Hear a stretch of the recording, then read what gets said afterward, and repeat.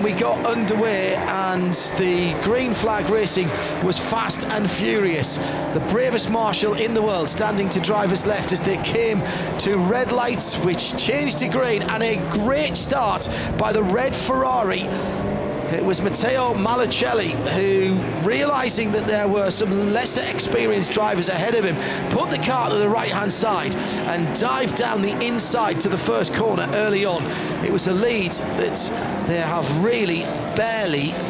In fact, I don't think they have relinquished that lead right the way through, not even on the pit stops, because they've had such a dominant run in this first part of the race, and yet they still have someone on the lead lap. The 88 car collection Audi was in the wars early on, being driven very nicely indeed, but we got a Lamborghini deciding to give it a little bit of a love tap, and they both had a bit of damage in the early running. It was amazing how quickly these guys were going and how hard they were battling early on. No pit stops for well over 40 minutes, and no code 60s either. But after the first code 60, we had one or two drivers who were slightly dozy in terms of getting back underway, but certainly not the guys at the front of the field.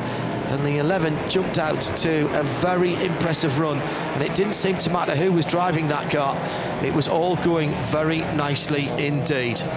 The TCE class runners got their own start, and their battle was 5 or 6 across the track as they headed down into turn 1. The pole sitting 109 Cupra holding on to the lead, and it's been a little more difficult in the 3 hours, and it hasn't been quite the dominant run, although Poleman finishes at the top of the shop at the end of 3 hours. You'd think it was just as easy for them as it had been for the Scuderia Praha car. Not quite the way of the world in TCE, and certainly not in TCR, but you can't argue about the pace of this number 11 Ferrari. I think that's why you don't look at a grid sheet and then a race result without actually seeing any of the race, because yeah, on paper it looked like a very simple job, but far from it. I think great strategy from Bohemia Energy with Scuderia Praha. They've been in the paddock with Creventic for many years now. They know how these split races work, and I mean, Matteo Malicelli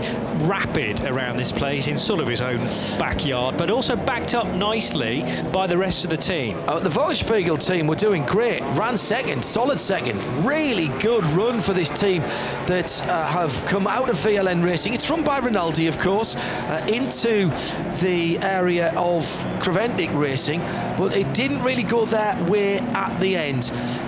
Having had everything go fine, we had a pretty crazy 15 or 20 minutes to where about 5 or 6 cars had incidents and accidents, including a KTM on fire in the pit lane. And a very badly damaged Hyundai i30. They're going to struggle to get that out again tomorrow, because I mean, all the door skins and suspension on the left side after a significant hit with the tyre wall, it looked like. Although we only caught the aftermath and don't actually know how that car ended up there. No, the 130 team manager was asked to the race director's office. Really big move at the end by Patrick Kajala, who chased down the leader and unlapped himself, and that is the story at the end of the first 3 hours. If we're talking about the dominance of the Scuderia Praha car, it could have been even more so had Kajala not pedalled that Barwell car so well. Yeah, I mean, hanging on to the lead lap to the tune of